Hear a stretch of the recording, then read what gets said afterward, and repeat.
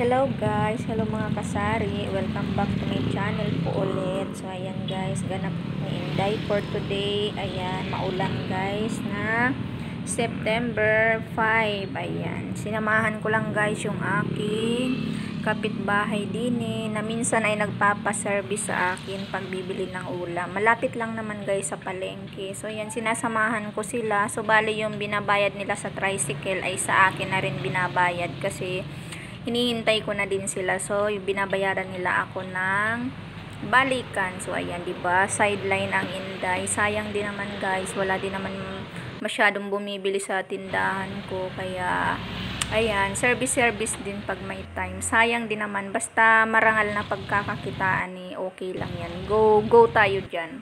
Ako lang pala, guys. Ako lang po pala. Ano ba yan? Kumain pa ako habang nagbo-voice record.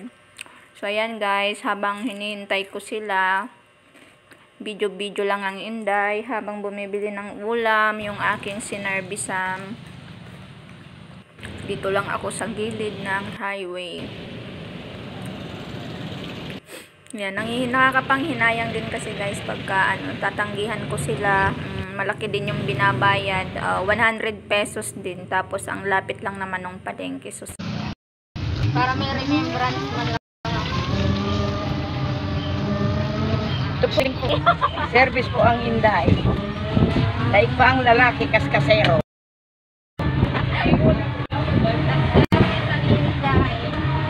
Siguro Namamasada na lang po ang Inday. Wala na pong pera.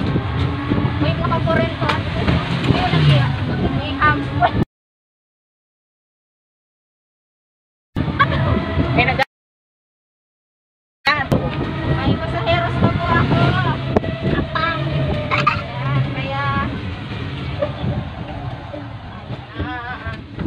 ang init. Ano yung binili?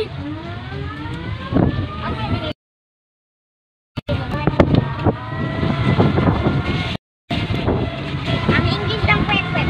Kami bisig na. wala na kami service pagka umalis ka. Hindi kuya pwede magsabay yan. Hindi.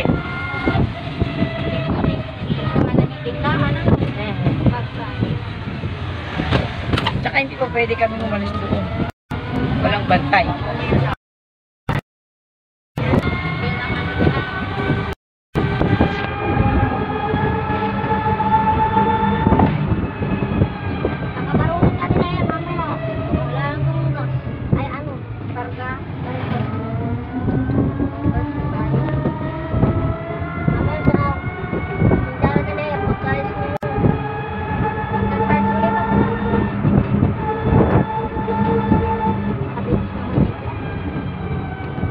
Kasera nga, kasera. Sabi nga din ng ano ko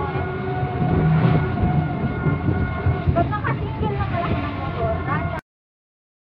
Nakakatay ko dyan Uy, alam mo yung kapitbahay ko nakakagasa ng maganda. Ha? Oo.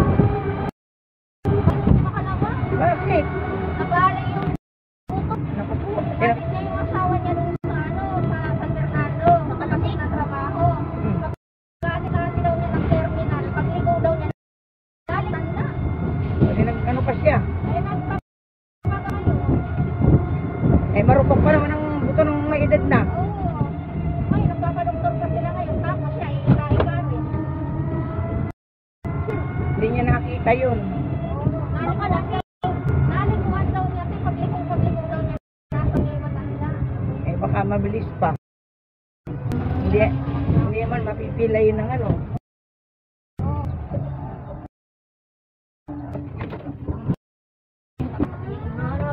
Swerte tayo, nakakita tayong pumupupong aso.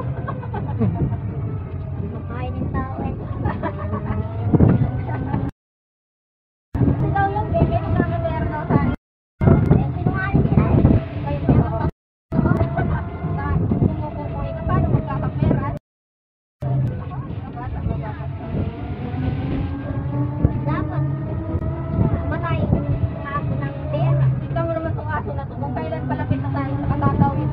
Lilingunin pa tayo. Lumikot pa, parang tao.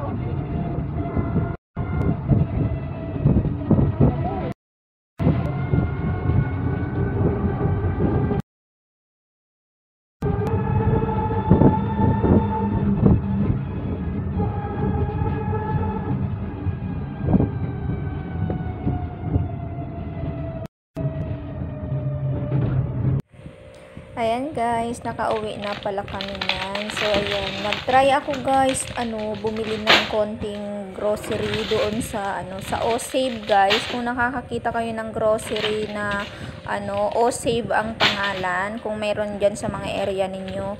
Ang mura ng bilihin nila guys, pangtindahan talaga. Pang sari-sari store talaga yung price. Malaki yung kababaan ng presyo nila kumpara sa ibang grocery store. So pag nakakita kayo guys, try nyo mamili sa O-Save. Yan. Thank you for watching guys. Salamat sa suporta. God bless everyone.